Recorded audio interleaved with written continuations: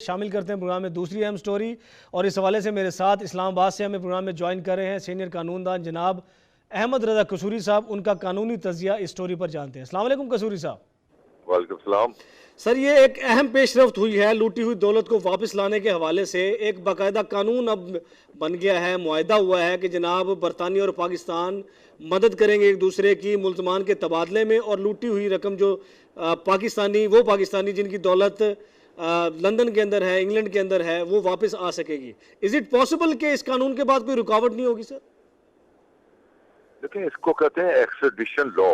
ٹھیک ہے۔ ایکسٹریڈیشن لا جو ہوتے ہیں وہ بائی لیٹرل ہوتے ہیں، دو ملکوں کے درمیان ہوتے ہیں۔ ہمارے بہت سارے ملکوں کے ساتھ ہیں، اور اس میں طریقہ یہ ہوتا ہے کہ جو ملک طلب کر رہا ہوتا ہے نا کسی ملزم کو، اس کو کہتے ہیں ریکوزیشن کنٹری، کو ریکوزیشن کرتا ہے وہ ملک، اور اس ملک سے پورا کا پورا ایک پلندہ جو ہوتا ہے نا، اس کی جو الزامات کا، جس بندے کو واپس لانا، وہ الزامات کا پلندہ جو ہے وہ اس کو ایک پورا ڈاسیر بنا کر وہ آپ دوسرے ملک کی گورنمنٹ کو بھیج دیتے ہیں۔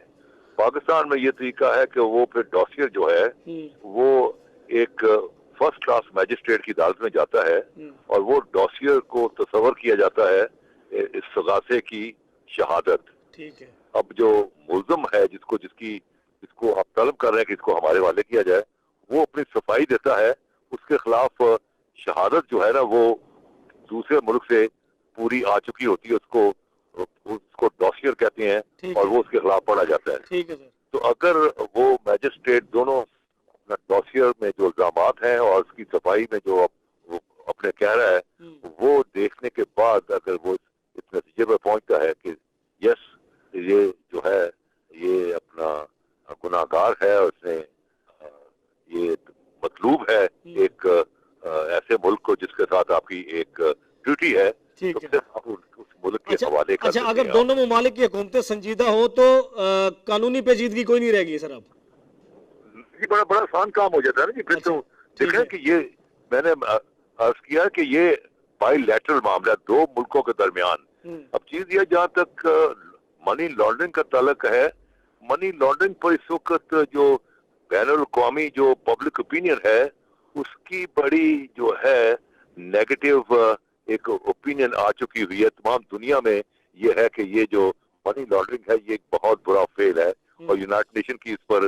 باقاعدہ اپنی جو ہے ان کی کنونشنز وغیرہ بھی ہیں یونائٹڈ نیشن کی، اور انگلستان کے بھی اپنے کوئی لاز ہیں۔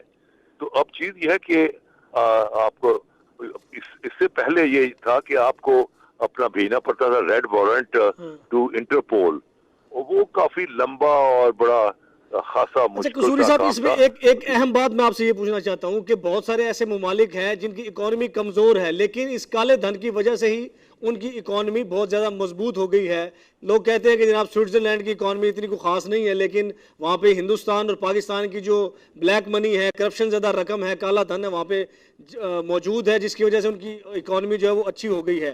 تو ایسے ممالک جن کی اکانومی کمزور ہے لیکن کرپشن کی رقم کی وجہ سے وہ مضبوط معاشی ممالک ہیں، وہ کوئی تعاون کریں گے؟ وہ رکاوٹیں پیدا نہیں کریں گے لوٹی ہوئی رقم واپس کرنے میں؟ بات یہ ہے کہ جب سے آپ کے ہاں دنیا میں یہ جو ہے اپنا ٹیررزم کا دور دورہ ہوا ہے، تو ٹیررزم کے بعد ایک نیا اصول ڈیولپ ہوا، ٹیررسٹ فائنانسنگ۔ وہ سمجھتے ہیں انٹرنیشنل ورلڈ کہ یہ جو پیسے جو ہے منی لانڈرنگ، اس کے ساتھ ٹیررزم بھی اٹیچ ہے۔ بالکل ٹھیک ہے۔ اس لیے اب کیونکہ ٹیررزم جو ہے ایک بین الاقوامی جو ہے معاملہ ہو چکا ہوا ہے، ایک بین الاقوامی ایشو ہے جس میں تمام دنیا انوالوڈ ہے، پاکستان بھی انوالوڈ ہے۔ تو اب وہ جو معاملہ ہے وہاں انہوں نے اپنے لاز ایسے بنا دیے ہیں کہ اگر کوئی ملک کا پیسہ کوئی لے کے آیا ہے غیر قانونی طور پر، تو وہ اس کی پکڑ دکڑ بھی کرتے ہیں اپنے ملک میں جہاں وہ پیسہ ہے، اور وہ پیسہ واپس بھی کر دیتے ہیں۔ انگلستان میں ایسے لاز ڈیولپ ہو گئے ہیں۔